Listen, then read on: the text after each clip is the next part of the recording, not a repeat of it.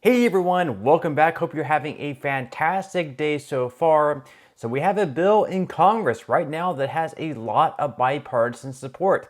And if this bill ends up passing, what it would mean for some Social Security beneficiaries is they would pretty much be receiving a double in their increase in benefits. So we're going to be covering that bill and why some people are actually going to be receiving almost double of what they're receiving now if it does end up passing. Plus, with former President Donald Trump likely to be the nominee for the Republican Party once again in 2024, we're going to be going over an article by The Hill listing some of his potential vice president picks. But before we go ahead and dive into the main content of today's video, if you wouldn't mind helping me out real quickly by just giving this video a like, that just helps out with the good old YouTube algorithm, and also consider subscribing to my channel if you have not already. Plus, if you would like to receive a few free stocks in a pinned comment below as well as in the description box, I will be leaving a few different links where you can receive just that. And if you open your account with Webull and deposit at least 1 penny, you will be receiving 20 free stocks. They're going to be valued at least $3 each, so you're going to be receiving at least $60. If you go on and sell those stocks, you can always transfer that money right back to your bank account. So it's pretty much at least $60 in free money if you are interested. Okay, so diving right into the main content of today's video, we're first going to be going over the potential VP picks for the former president and Donald Trump moving forward in 2024. Let me know in the comment section below who you expect for him to select as his VP. Of course, previously he did have Mike Pence. He obviously is going to be moving on from Mike Pence. So the first one on the list for today is the current South Dakota governor in Kristi Noem. So when she was asked whether or not she would like to be Trump's pick, she said, "Oh, absolutely.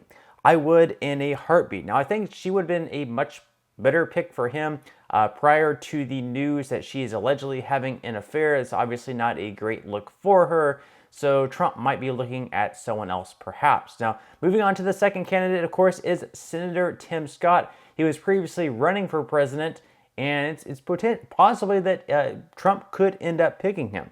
So they say that Trump has made it clear that he'd like to attract more voters of color to his side, and picking a high-profile African-American GOP senator could certainly help him. Now, according to the New York Times, this is interesting polling numbers that new polls by the New York Times and Siena College found that 22% of black voters in 6 of the most important battleground states said they would support former President Donald Trump in the next year's election, and 71% would back Mr. Biden. The drift in support is striking given that Mr. Trump won just 8% of black voters nationally in 2020 and 6% in 2016. So Trump is definitely gaining a lot of the African American support, and perhaps selecting Tim Scott as his VP could increase that by even more. Now, the next candidate on the list is Representative Elise Stefanik. She is a representative in New York. Then we have his former press secretary and the current governor of Arkansas in Sarah Huckabee Sanders. Another candidate that they mention here is Representative Byron Donalds. He is a representative in Florida. They say that Donalds is a fast rising star in the House GOP who earlier this week expressed openness to the idea of running alongside Trump. He said, quote, "If that's something that's open to me, would I do that? Yeah, I would, because I want to do everything possible to get our country back on track, because despite our political disagreements in America, we are the best country in the world. It ain't close." Now, moving on to the next one on the list is Nikki Haley. So they say that Haley seems a less likely pick as Trump's VP right now, since she's emerged as a real challenger in the presidential race. The former U.S. ambassador to the United Nations under Trump, Haley has been steadily rising in the polls since launching her campaign in February. So she's another possible pick. We also have Mike Pompeo. So Pompeo served as Trump's Secretary of State and CIA director during his first term, and the former Kansas congressman ultimately passed on a 2024 presidential bid of his own. And then the second to last one on the list, and the most likely, at least according to me, is Vivek Ramaswamy. So he's currently in the presidential race. He's a big supporter of Trump, and he said that if he does become the next president of the United States, which is pretty unlikely given that Trump is going to be the likely nominee for the Republican Party, Ramaswamy did say that if he does end up becoming the next president of the United States, he will definitely pardon Trump if he is found guilty in one of his cases. And then the last one on today's list is Representative Marjorie Taylor Greene from Georgia. She's definitely been a huge supporter of Trump all along, so we'll have to see whether or not he selects her or who he ends up picking. But once again, let me know in the comment section below whether you're a Republican or whether you're a Democrat, who do you personally think Trump is going to pick for his VP in 2024? Okay, so now at this point, we are going to talk about that bill that I mentioned earlier on, and also in the title of this video, the one that would increase benefits for certain Social Security beneficiaries, and for a lot of them, they're actually going to end up receiving right around double of what they're receiving now. Now, thankfully, unlike a lot of the other bills that don't really have that much support, this bill actually has a lot of support, both from Republicans and both from Democrats, and that is something that we absolutely need for any bill to pass. So we're first going to read off this article by CNBC explaining one lady's situation right now and how it's really hurting her, a certain law that they have right now that they actually want to repeal. So according to CNBC, when Joyce Debnam's husband passed away, she began receiving $1,400 a month in Social Security survivor benefits. 8 months later, that income unexpectedly changed. The trigger, Debnam retired from her job at the United States Postal Service in 2013 after 4 decades of service. That life change prompted Debnam's Social Security benefits to be cut to just $174 a month.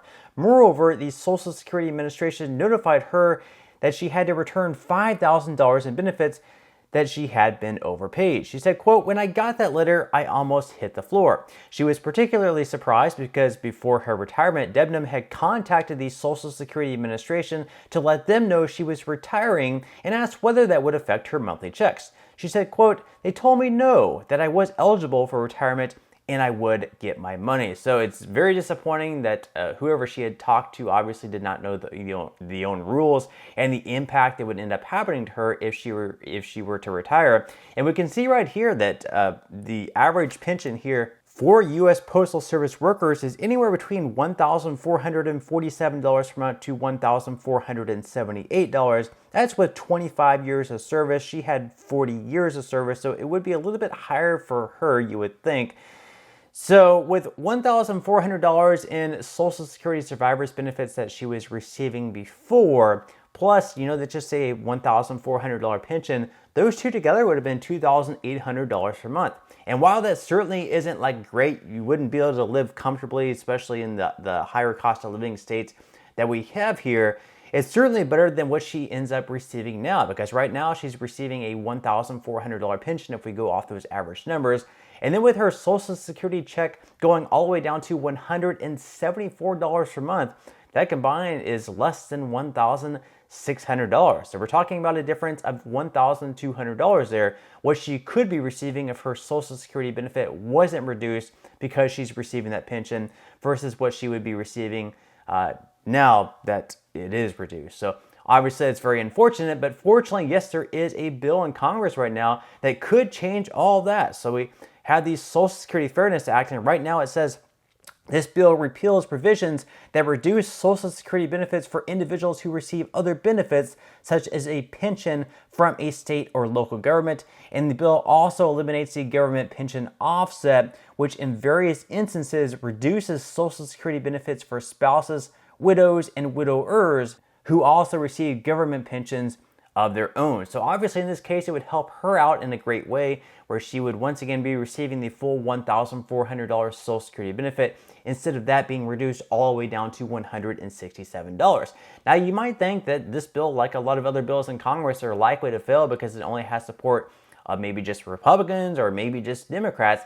But no, if we look at the bill right now, up on the screen, you can see co-sponsors right there, and then there's a parentheses 300. That means there's 300 co-sponsors. Now keep in mind, for any bill to pass in the House, they need 218 yes votes. This bill has 300 people willing to sign on as a co-sponsor saying, "I absolutely support this bill." So if all 300 vote yes, that's going to pass by a huge margin. We can see also at the lower left hand of the screen, it shows that 201 Democrats support the bill and 99 Republicans. So it has a lot of bipartisan support, more than enough to pass. Then, of course, if it passes the House, it would have to move on to the Senate and pass there as well.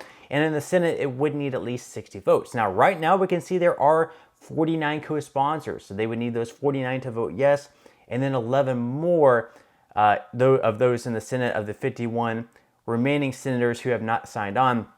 to also vote yes, but also in the Senate, we have 39 Democrats who have signed onto the bill saying they support it, 7 Republicans, and then we have 1 independent. So you can see clearly this bill has a lot of bipartisan support. And once again, if they were to pass it, what it would mean for a lot of people receiving Social Security benefits is they're going to go from living pretty much paycheck to paycheck and perhaps having to work another job or have some other type of income to absolutely being able to live a lot more comfortably and not have to think about whether or not they should get those eggs that are in their cart or the steak that's in their cart. They wouldn't have to be pulling groceries out and just making those tough decisions on what they should be paying for versus what they should not be paying for, because they're pretty much ultimately going to be receiving almost double what they're receiving now, and possibly even more than double. But let me know what your thoughts and comments are below. Do you think this bill should pass? Do you think it will pass? Obviously, they still have to vote on it. Not sure why they're not voting on it. It seems like they're stalling, and it will have to pass by the end of next year. Otherwise, they will have to renew it once again. But that's all we have for today's video. I certainly hope that you enjoyed and found value out of it. If you did, again, I would greatly appreciate if you could give this video a like. Consider subscribing to my channel if you have not already, and I will see you in the next video.